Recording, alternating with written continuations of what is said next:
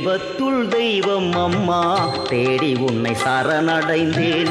ஐம்புலன்கள் அடக்கி உன் முன் அடி தொழுது பணிந்து நின்றேன். தெய்வத்துள் தெய்வம் அம்மா தேடி உன்னை சரணடைந்தேன்.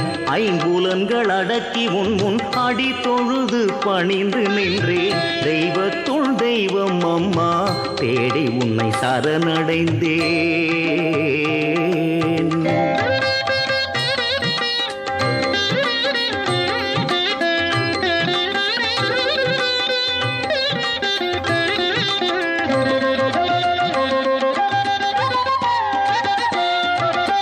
கண்ணை இமை காப்பது போல் காத்தருள வேண்டும் நீதம். அன்னை உந்தன் அடி பணிந்தேன் அடியார்கள் துயர் தீர்ப்பாய்.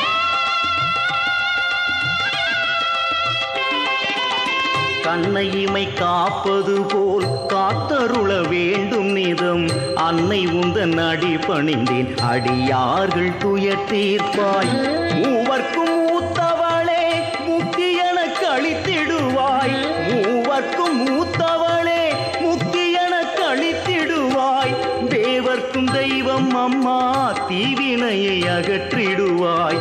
தேவர்க்கும் தெய்வம் அம்மா தீவினையை அகற்றிடுவாய். தெய்வத்துள் தெய்வம் அம்மா தேடி உன்னை சரணடைந்தேன்.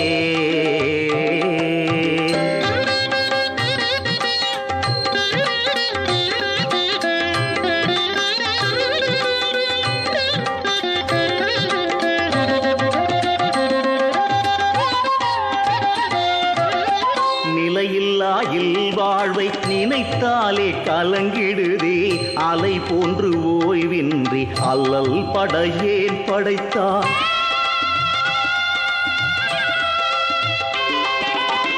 நிலையில்லா வாழ்வை நினைத்தாலே கலங்கிடுதே. அலை போன்று ஓய்வின்றி அல்லல் படையேன் படைத்தாய். வாழ்க்கை எனும் கடல் கடக்க வந்து துணை நீ புரிவாய். வாழ்க்கை எனும் கடல் கடக்க வந்து துணை நீ புரிவாய். ஊழ்வினைகள் நீக்கிடுவாய் உலகாளும் நாயகியே. ஊழ்வினைகள் நீக்கிடுவாய் உலகாளும் நாயகியே. தெய்வத்துள் தெய்வம் அம்மா தேடி உன்னை சரணடைந்தேன். ஐம்புலன்கள் அடக்கி உன் முன் அடி தொழுது பணிந்து நின்றேன். தெய்வத்துள் தெய்வம் அம்மா தேடி உன்னை சரணடைந்தேன். ஐம்புலன்கள் அடக்கி உன் முன் அடி தொழுது பணிந்து நின்றேன். தெய்வத்துள் தெய்வம் அம்மா தேடி உன்னை சரணடைந்தேன்.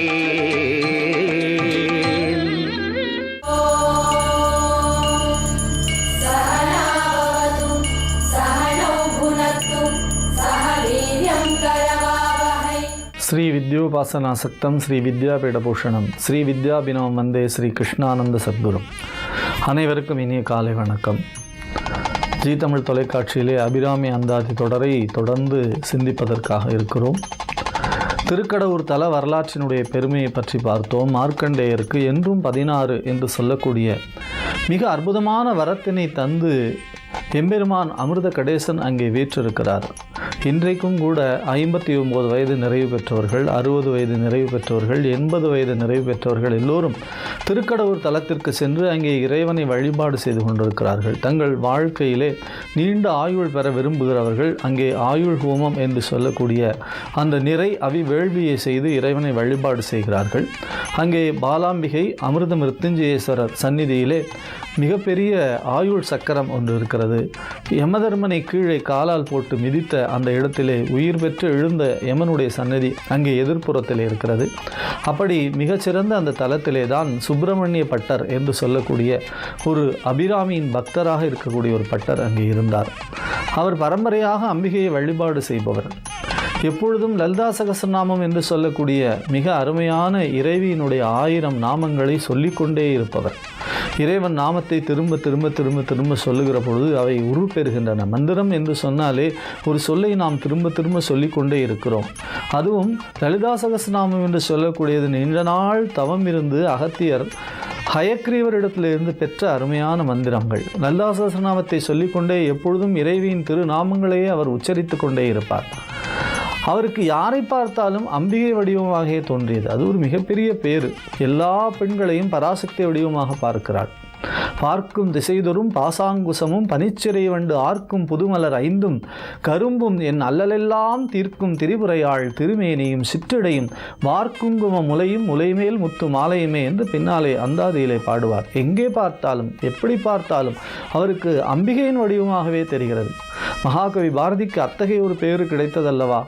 கிருஷ்ணரை பாடுகிறார், கண்ணனை பாடுகிறார். கண்ணனை பார்க்கிற பொழுது அவருக்கு எங்கே பார்த்தாலும் கண்ணன் வடிவமாக தெரிகிறது. ஒரு மரத்தை பார்த்தால் அது கண்ணனுடைய பச்சை நிறமாக தோன்றுகிறது. அவர் அந்த பக்தியின் உச்சத்திலே போய் சொல்லுகிறார், நான் தீக்குள்ளே விரலை வைக்கிறேன், உன்னை தீண்டக்கூடிய இன்பம் எனக்கு இருக்கிறது என்று சொன்னால் அத்தகைய சித்தனை நாம் எங்கே தேடி பார்க்க முடியும்? ஆகையினாலே தான் மிக அழகாக பாடினார், மிக அற்புதமான வார்த்தைகளை போட்டார். மகாகவி பாரதி பாடுகிற பொழுது சொல்லுவார், காக்கை சிறகினிலே நந்தலாலா நின்றன் கரிய நிறம் தோன்றுதையே நந்தலாலா, பார்க்கும் இடங்களெல்லாம் நந்தலாலா நின்றன் பச்சை நிறம் தோன்றுதையே நந்தலாலா, தீக்குள் நிரலை வைத்தால் நந்தலாலா நின்னை தீண்டும் இன்பம் தோன்றுதையே நந்தலாலா என்று சொல்லுவார். அப்படி எதை பார்த்தாலும் கண்ணனாக பார்க்கக்கூடிய பேர் அவருக்கு இருந்தது. ஆண்டாள் நாச்சியார் சொல்லுவார், மண்ணிலே விழுந்து புரளுவாராம். பெரியாழ்வார் கதறுகிறார், மண்ணிலே விழுந்து புரண்டு இந்த மண்ணை தொட்டு தொட்டு வணங்குவாளாம். வணங்குகிற பொழுது சொல்லுவாளாம், இது வாமன அவதாரம் எடுத்த பொழுது எம்பெருமான் திருப்பாதத்தினாலே அளந்த மண் என்று சொல்லுவாளாம். விண்ணை பார்த்து தொழுவாளாம். ஏன் தொழுகிறாய் என்று கேட்டால் அங்கேதான் பகவான் வீற்றிருக்கக்கூடிய வைகுந்தம் இருக்கிறது என்று சொல்லுவாளாம். கடல் நீரை பார்த்தால் அவள் கண்களில் இருந்து நீர் பொங்குமாம், கண்ணீர் பெருகுமாம். என்ன என்று கேட்டால் என் கடல் வண்ணனை பார்க்கிறேன் என்று சொல்லுவாளாம். அப்படிப்பட்ட ஒரு மிகப்பெரிய பக்தி. மண்ணை இருந்து துழாவி வாமனன் மண் இது என்னும், விண்ணை தொழுது அவன் மேவும் வைகுண்டம் என்னும், கண்கள் உள்நீர் மல்கி கடல் வண்ணன் என்னும் என்று சொல்லுவார் பெரியாழ்வார். என் பெண்ணை பெருமையல் செய்தான் என்று சொல்லுவார். அப்படி எல்லாவற்றையும் பார்க்கக்கூடியதெல்லாம் பராசக்தியாக பார்க்கக்கூடிய பாவம் இருக்கிறது. அது அபிராமி பட்டருக்கு இருந்தது. அந்த ஆலயத்தில் வரக்கூடிய பெண்களை எல்லாம் பராசக்தி வடிவமாக பார்த்ததினாலே அவனை பித்தன் என்று எல்லோரும் சொன்னார்கள். சுப்பிரமணிய பட்டன் ஒரு பைத்தியக்காரன். ஏனென்றால் எல்லோரையும் இந்த உலகத்திலே இருப்பது போல் இல்லாமல் இவன் சற்று மாறுதலாக இருக்கிறார் இல்லையா? ஆகையினாலே இவரை பைத்தியக்காரன் என்று சொன்னார்கள். ஆனால் அதை பற்றி அவர் கவலைப்படவில்லை. அவருடைய சிந்தனையும் அவருடைய நோக்கம் எப்பொழுதும் பராசக்தி வழிபாட்டிலே இருந்தது. விதி இந்த உலகத்திலே மாற்றப்பட வேண்டும் என்பதற்காகவே அவரை இறைவன் படைத்திருக்கிறார் என்று சொல்ல வேண்டும். ஏனென்றால் அங்கேதான் மார்க்கண்டேயனுக்கு 16 வயது என்று சொல்லக்கூடிய விதியை இறைவன் என்றும் 16 என்று மாற்றினான். அப்படிப்பட்ட அருமையான தலத்திலே இறைவன் ஒரு அதிசயத்தை, ஒரு விதியை மாற்றக்கூடிய தன்மையை செய்திருக்கக்கூடிய தலத்திலே இறைவியும் அபிராமியும் தானும் விதியை மாற்றி இந்த உலகத்திலே காட்ட வேண்டும் என்பதற்காகவே சுப்பிரமணிய பட்டரை படைத்தாள் என்று நாம் சொல்லலாம். அந்த அளவிற்கு இடைவிடாத பராசக்தியை சிந்தித்து கொண்டே இருக்கிறார். அந்த ஒரு சூழ்நிலையிலே தான் சரபோஜி மன்னர், தஞ்சை ஆண்ட சரபோஜி மன்னர் அங்கே ஒரு நாள் காவிரி பூம்பட்டினத்திலே நீராடி அபிராமி அன்னையையும் வழிபாடு செய்ய வேண்டும் என்று வருகிறார். மன்னர் வருகிறார் என்று சொன்னால் உங்களுக்கு தெரியும், மிகுந்த பரபரப்பாக இருக்கும். எல்லோரும் ஒதுங்கி இருக்கிறார்கள், எல்லோரும் வழிவிட்டு நிற்கிறார்கள். மன்னர் உள்ளே வருகிறார். எல்லோரும் விலகி இருக்கிற பொழுது சுப்பிரமணியம் மட்டும் ஆழ்ந்த நிலையிலே, சிந்தனையிலேயே அம்பிகை சன்னதியிலே உட்கார்ந்திருக்கிறார். எப்பொழுதும் அவருக்கு பராசக்தியை தவிர வேறு எந்த சிந்தனையுமே கிடையாது. அந்த சிந்தனையிலேயே, அந்த தவத்திலேயே அவர் இருக்கிறார்.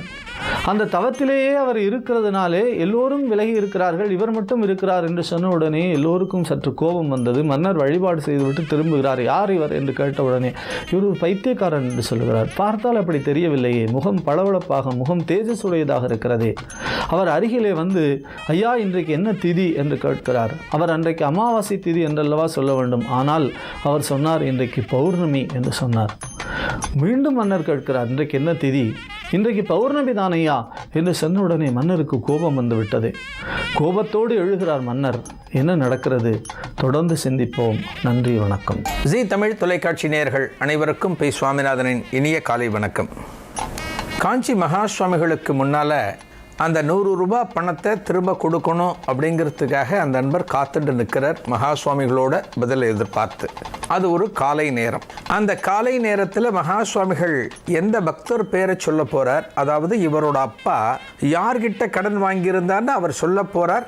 அவர்கிட்ட கொண்டு போய் இந்த பணத்தை கொடுக்கணும் அப்படின்னு துடிச்சுண்டு நிற்கிறார். இந்த கலிகாலத்தில் ஒருத்தர்கிட்ட வாங்கின பணத்தை நாம் திரும்ப கொடுக்கறது அப்படிங்கிறது கிட்டத்தட்ட மிகப்பெரிய அதிசயமாக தான் இருந்துருக்கு. அதாவது கிருஷ்ண பரமாத்மா சொல்லுவார், கிருஷ்ண பரமாத்மாவோட அரச சபைக்கு ஒரு 2 பேர் வருவார். ஒரு 2 பக்தர்கள், அதாவது அந்த கிராமத்தில் இருக்கக்கூடிய 2 அன்பர்கள் வருவார். கிருஷ்ண பரமாத்மாட்ட ஒருத்தன் சொல்லுவான், அதாவது என்னோட நிலத்தை நான் இவனுக்கு விற்றேன், இந்த நிலத்துக்கு பணம் வாங்கிட்டு நான் அவனுக்கு விற்றுட்டேன். அவன் என்ன சொல்கிறான், அந்த நிலத்தை விழும்போது அந்த நிலத்தில் தங்க புதையல் கிடச்சிது அப்படின்னு சொல்லி அந்த தங்க புதையலை எங்கிட்ட கொண்டு வந்து கொடுக்குறான். கிருஷ்ணா எங்கிட்ட கொடுக்குறான். நான் அவன்கிட்ட சொன்னேன், இந்த நிலத்தை நான் உனக்கு விற்றுட்டேன், இந்த தங்கம் உனக்குத்தான் சொந்தம்னு நான் சொன்னேன், அவன் கேட்க மாட்டேங்கிறான் அப்படின்னு சொல்லியிருக்கான். இது கலிகாலம் துவங்குவதற்கு முதல் நாள் நடந்த நிகழ்வு. கிருஷ்ண பரமாத்மா சிரிச்சுட்டே என்ன சொல்கிறார், நீங்கள் 2 பேரும் நாளைக்கு வாங்கோ அப்படின்னு அந்த 2 பேரையும் அனுப்பிச்சி விடுறார். சிரிச்சுட்டே அனுப்புகிறார். நாளைக்கு என்ன நடக்க போகிறதுங்கிறது பரந்தாமனுக்கு மட்டும்தான் தெரியும். அடுத்த நாள் கலிகாலம் ஆரம்பிச்சுடுத்து. கலியோட முதல் நாள் அன்றைய தினம் இந்த 2 பேரும் அந்த கிருஷ்ணனோட அரசு சபைக்கு வரும்போதே என்ன சொல்கிறார், அந்த நிலத்தை வித்தவன் சொல்கிறான், கிருஷ்ணன்ட்ட சொல்கிறான், என்னோட நிலத்தை நான் அவனுக்கு விற்றேன், அதில் கிடச்ச புதையல் எனக்குத்தான் சொந்தம், அதை கொடுக்க மாட்டேங்கிறான், இவன் வச்சுன்னு இருக்கான்னு முதல் நாள் வேறு மாதிரி பேசுகிறவன் அப்படியே மாறி பேசுகிறான். அதே போல் அந்த 2வது ஆசாமி வாங்கினவன் இருக்கான் இல்லையா, அவன் சொல்கிறான், இந்த நிலத்துக்கு என்ன தொகையோ நான் கொடுத்துட்டேன், இந்த நிலத்தில் என்ன கிடைச்சாலும் எனக்குத்தான் உடைமை அப்படின்னு ஆர்கியூ பண்ணுறானா. அதாவது கலிகாலத்தோட அந்த நிகழ்வுகள் எப்படி இருக்கும் அப்படிங்கிறதுக்காக ஒரு சுவாரஸ்யமான கதை. இந்த கலிகாலத்தில் நாம் வாழ்கிறது கலிகாலம். இந்த கலிகாலத்திலையும் தான் வாங்கின பணத்தை திரும்ப கொடுக்கறதுக்காக ஒருத்தன் இவ்வளவு தூரம் கஷ்டப்பட்டு வந்திருக்கானே அப்படின்னு மகா சுவாமிகள் ரொம்ப ஆச்சரியமாக பார்க்குறார். அந்த பக்தரை பார்த்துட்டு இருக்கார். அந்த பக்தர்கிட்ட சொல்கிறார் மகா சுவாமிகள், இங்கிருந்து நீ புறப்பட்டு ஆலத்தம்பாடின்னு ஒரு கிராமம் இருக்குது, திருவண்ணாமலைக்கு பக்கத்தில் இருக்குது. அந்த கிராமத்துக்கு போனோன்னா அந்த கிராமத்தில் இருக்கிற அக்ரஹாரத்தில் கடைசி வீடு உங்கள் அப்பா கடன் வாங்கினவர் வீடு. அந்த கடைசி வீட்டில் இருக்கிறவர் தான் உங்கள் அப்பாவுக்கு 100 ரூபாய் கடன் கொடுத்துருக்கார். நீ நேராக போய் அவர்கிட்ட இந்த பணத்தை கொடுத்துடு அப்படின்னு மகா சுவாமிகள் சொல்கிறார். அந்த பக்தருக்கு ரொம்ப சந்தோஷம். அதாவது தன்னோட அப்பா யார்கிட்ட கடன் வாங்கினார்னு தெரிஞ்சுடுத்து தன்னோட அப்பாவோட கடனை தீர்த்துடலாம், தனக்கும் மனசுக்கு நிம்மதியாக இருக்கும் அப்படின்னு சந்தோஷமாக நினச்சிண்டு இங்கேருந்து புறப்பட்டு நேராக ஆலத்தம்பாடி போகிறார். காஞ்சிபுரத்தில் புறப்பட்டு நேராக ஆலத்தம்பாடி போகிறார். ஆலத்தம்பாடிக்கு போயிட்டு மகா சுவாமிகள் என்ன அடையாளம் சொன்னாரோ அந்த அக்ரஹாரத்தில் அந்த கடைசி வீட்டுக்கு போய் நிற்கிறார். அந்த கடைசி வீட்டுக்கு போய் நின்று உள்ளே இருக்கிற ஆசாமியை கூப்பிடுறார். உள்ளேருந்து ஒருத்தர் வெளியே வரார். அந்த வீட்டிலேருந்து வெளியே வரார். வந்த பிறகு என்ன விஷயம் அப்படின்னு கேட்குறார் அந்த வீட்டிலேருந்து வந்தவர். இவர் சொல்கிறார், எங்கள் அப்பா சாகும்போது உங்கள் அப்பா கிட்ட ஒரு 100 ரூபாய் கடன் வாங்கியிருக்கார்.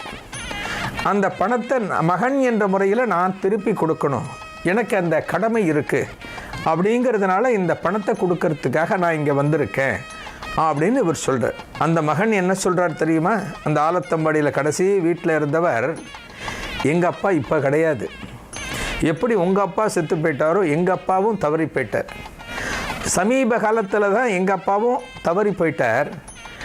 எங்கள் அப்பா சாகும்போது உங்கள் அப்பாவுக்கு 100 ரூபாய் பணம் கடன் கொடுத்ததா சொல்லவே இல்லை, அதனால் இந்த பணத்தை நான் வாங்கிக்க முடியாது, எங்கள் அப்பா என்கிட்ட சொல்லலைன்னு மறுத்து பேசுகிறேன். 2 பேரும் எந்த மாதிரி ஒரு மனநிலையில் இருக்காங்கிறத நாம் ரொம்ப சுவாரஸ்யமாக பார்க்கணும், ரொம்ப அனுபவித்து பார்க்கணும். இந்த காலத்தில் கடன் வாங்கின கடனை திரும்ப கொடுக்கணும்னு துடிக்கிறார். ஆனால் எங்கள் அப்பா கடன் கொடுத்ததா சொல்லவே இல்லை, அந்த பணத்தை நான் வாங்க மாட்டேன் அப்படின்னு அவரும் ஒத்த காலில் நிற்கிறார். இந்த 2 பேரும் அந்த இடத்திலே வாக்குவாதம் பண்ணுறார். நான் கொடுத்துட்டு தான் போவேங்கிறார், நான் வாங்க மாட்டேன்னு அவர் சொல்கிறார். அதன் பிறகு இந்த கர்ணம் சொல்கிறார், அதாவது இறந்து போனவருடைய மகன் சொல்கிறார், கடன் யார் வாங்கினாரோ அவர் சொல்கிறார், அவரோட பையன் சொல்கிறான், எனக்கு இந்த தகவலை சொன்னது காஞ்சி மகா பெரியவர், இந்த இடத்துக்கு போய் இந்த பணத்தை கொடுத்துடு, இவர்கிட்ட தான் உங்கள் அப்பா கடன் வாங்கியிருக்காருன்னு எனக்கு சொன்னது காஞ்சி மகா சுவாமிகள். அந்த மகா சுவாமிகள் சொல்லித்தான் இந்த பணத்தை நான் உங்ககிட்ட கொடுக்கறதுக்காக இங்கே வந்திருக்கேன். நீ இப்போ வாங்க மாட்டே அப்படின்னு சொன்னால் இதற்கான தீர்வை எதிர்நோக்கி நாம் 2 பேரும் காஞ்சி மகா சுவாமிகள்கிட்ட போவோம் அப்படின்னு அந்த கர்ணம் சொன்னார். இதனோட தொடர் நிகழ்ச்சியை ஒரு சிறிய இடைவேளைக்கு பிறகு பார்க்கலாம். இந்த 2 பேரும், அதாவது கடன் வாங்கினவரோட பையனும் கடன் கொடுத்தவரோட பையனும் ஒரு தீர்வுக்காக காஞ்சி மகா சுவாமிகளை பார்க்கறதுக்காக காஞ்சி ஸ்ரீமடத்துக்கு வர. 2 பேரும் காஞ்சி ஸ்ரீமடத்தில் மகா சுவாமிகளுக்கு முன்னால் நிற்கிற. கடன் வாங்கினவரோட பையன் சொல்கிறான், பெரியவா, இவன் நான் பணத்தை கொடுக்கலான்னு விட்டு போனேன், எங்கள் அப்பா சாகும்போது சொல்லவே இல்லைன்னு மறுத்து சொல்கிறார், நான் இந்த பணத்தை இவருக்கு கொடுக்க முடியல அப்படின்னு சொல்லும்போது அவரும் அதே பாயிண்ட்டை சொல்கிறார். மகா சுவாமிகள் இந்த 2 பேரோட வாக்குவாதத்தை ரொம்ப சுவாரஸ்யமாக ரசிக்கிறார். இந்த காலத்தில் தர்மம் அப்படின்னா இப்படித்தான் இருக்கணும். மகா சுவாமிகள் சொல்கிறார், கடன் கொடுத்தவன் எங்கள் அப்பா சொல்லலைங்கிறான், கடன் வாங்கினவன் நான் உங்ககிட்ட தான் வாங்கினேன், நான் கொடுக்கணும்னு சொல்லிட்டு இருக்கனே, இதில் தான் தர்மம் இருக்குது. உண்மையான தர்மம் அப்படிங்கிறத உங்கள் 2 பேர்கிட்டையும் பார்க்க முடிகிறது. ஏன்னா இந்த காலத்தில் யாரும் நேர்மையாக இருப்பாளா எப்படி இருப்பாங்கிறத நம்ம பார்க்க முடியாது. நீங்கள் 2 பேரும் தர்மம் நிலைக்கணும் அப்படிங்கிறதுக்காக, இந்த தர்மம் என்றென்றைக்கும் ஜெயிக்க வேண்டும் அப்படிங்கிறதுக்காக நீங்கள் 2 பேரும் போராடுறீர்கள். நன்னா புரிகிறது. அந்த தர்ம தேவதை உங்களை மாதிரி ஆட்கள் இருக்கிற வரைக்கும் தர்ம தேவதையோட ஆட்சி நிச்சயமாக இங்கே செழிக்கும் அப்படின்னு மகா சுவாமிகள் சொல்லிட்டு ஒரு தீர்வை சொல்கிறார். அவர் பணம் வாங்க மாட்டேங்கிறார். அந்த ஆலத்தம்பாடியில் இருக்கிறவர் பணத்தை நான் வாங்க மாட்டேன்னு சொல்கிறார். இவர் பணத்தை கொடுத்தே ஆகணும்னு பிடிவாதமாக இருக்கார். இந்த சூழ்நிலையில் இவ 2 பேருக்கும் மகா சுவாமிகள் ஒரு தீர்ப்பு சொன்னார். என்ன தீர்ப்பு தெரியுமா? நீங்கள் 2 பேரும் காஞ்சி காமாட்சி அம்மன் கோவிலுக்கு போங்க. காமாட்சி அம்மன் கோவிலை பிரகாரத்தை வலம் வந்துட்டு இந்த 100 ரூபாயை நீங்கள் 2 பேருமே சேர்ந்து காமாட்சி அம்மன் கோவில் உண்டியலில் போட்டுருங்க. இந்த பணம் அம்பாளுக்கே போகட்டும். அனைத்துக்கும் தேவதை அம்பாள் தான். உங்கள் 2 பேரையும் அந்த அம்பாளே ஆசீர்வதித்து அருள் பண்ணுவா. உங்களுக்கும் மனசில் எந்த விதமான பாரமும் இருக்காது அப்படின்னு மகா சுவாமிகள் சொல்லி அந்த 2 பேரையும் காமாட்சி அம்மன் கோவிலுக்கு மகா சுவாமிகள் அனுப்பிச்சி வச்சாராம். மகா சுவாமிகள் காலத்தில் சில பிரச்சனைகளுக்கு மகா சுவாமிகள் சொல்லக்கூடிய தீர்வு அப்படிங்கிறது ரொம்ப வினோதமாக இருக்கும், ரொம்ப நியாயமாக இருக்கும். எந்த விதமான ஒரு தர்மத்தையும் மீறாமல், ஒரு சாஸ்திர நெறிமுறைகளையும் மீறாமல், யாருக்கும் எந்த விதமான ஒரு பாதகமும் இல்லாமல் அந்த தீர்ப்பு அமைஞ்சிருக்கும். அதில் ஒரு விஷயம்தான் இந்த விஷயம். அடுத்து ஒரு புதிய நிகழ்வை பார்ப்போம். இது திருநெல்வேலியில் நடந்த ஒரு சம்பவம். திருநெல்வேலியில் ஒரு வயதான ஒரு அம்மா இருந்தார். அந்த அம்மாவுக்கு காஞ்சி மகா சுவாமிகள் மேலே ரொம்ப பக்தி. ஒரு 50-55 வயசு இருக்கும் அந்த அம்மாவுக்கு. அந்த அம்மாவுக்கு காஞ்சி மகா சுவாமிகள் மேலே அதீத பக்தி. இந்த மகா சுவாமிகள் படத்தை வச்சுருப்பார். மகா சுவாமிகள் எங்கேயான தான் இருக்கிற பக்கம் க்ஷேத்ராடனம் வந்தால் மகா சுவாமிகளை தரிசிப்பார். நேரம் கிடைக்கும்போது, சந்தர்ப்பம் வாய்க்கும்போது காஞ்சிபுரம் போய் மகா சுவாமிகளை தரிசனம் பண்ணுவாள். இந்த அம்மாவுக்கு ஒரு சின்ன ஆசை. ஒரு நாள் தாமிரபரணியில் குளிச்சுருந்தா இந்த அம்மா. திருநெல்வேலியில் தாமிரபரணி ரொம்ப சிறப்பு. எப்படி சோழ நாட்டில் காவிரி சொல்கிறோமோ, தொண்டை நாட்டில் பாலாறு சொல்கிறோமோ, அதே மாதிரி இந்த திருநெல்வேலி பக்கம் அந்த தாமிரபரணி ரொம்ப சிறப்பு.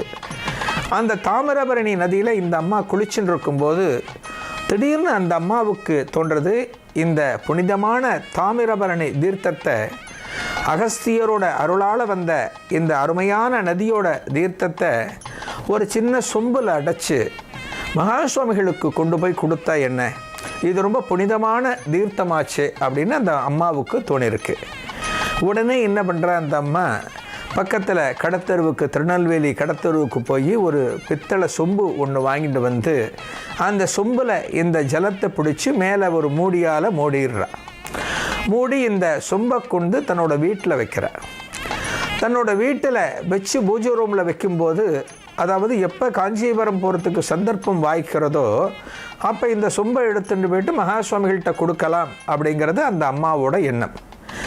இந்த அம்மா பூஜை ரூமில் இப்படி ஒரு சொம்பு வச்சுருக்கா அப்படிங்கிறது இந்த அம்மாவோட உறவினர் ஒருத்தருக்கு தெரிகிறது.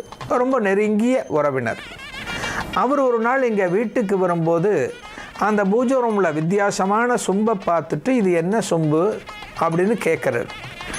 அதற்கு இந்த அம்மா சொல்கிறா, இதுபோல் தாமிரபரணியோட ஒரு புனிதமான தீர்த்தம் ஒரு நாள் அங்கே ஸ்நானம் பண்ணும்போது எனக்கு தோணித்து, இந்த புனிதமான தீர்த்தத்தை ஒரு சொம்பில் எடுத்துட்டு போய் மகா சுவாமிகளுக்கு அர்ப்பணிக்கணும்னு எனக்கு தோணித்து. அதனால் பிடிச்சி வச்சுருக்கேன். எப்போ காஞ்சிபுரம் போக முடிகிறதோ இதை எடுத்துகிட்டு போய் மகா சுவாமிகளுக்கு அர்ப்பணிக்கணும் அப்படின்னு அந்த அம்மா சொல்கிறாங்க.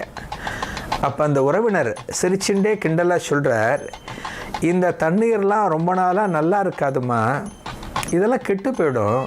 நீ சொம்பில் அடைச்சி வச்சுருக்க, மகா சுவாமிகள்கிட்ட நீ கொடுக்கறதுக்காக போகும்போது இந்த சொம்பு ஜலத்தில் புழுக்கள் வந்துடும். இது அந்த அளவுக்கு எப்படி இருக்கும்னு சொல்ல முடியாது அப்படின்னு அந்த உறவினர் இந்த அம்மா கிட்ட சொல்கிறாங்க. இதை கேட்ட உடனே இந்த அம்மாவுக்கு கொஞ்சம் கலக்கமாக வந்து கொடுத்து.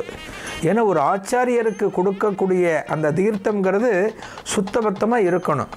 அதில் புழுக்கள் வந்துட்டால் அது ரொம்ப அபச்சாரம் ஆகிடும். அந்த அம்மா இவருக்கு என்ன சொல்லலான்னு, தன்னோட உறவினருக்கு என்ன பதில் சொல்லலான்னு யோசிக்கிறாங்க. இந்த சம்பவத்தோட தொடர்ச்சியை நாளைய நிகழ்ச்சியில் பார்க்கலாம். நன்றி, வணக்கம். RMKV வெட்டிங் சில்க்ஸ் வழங்கும் வரம் தருவாய் இறைவா தொடர்கிறது.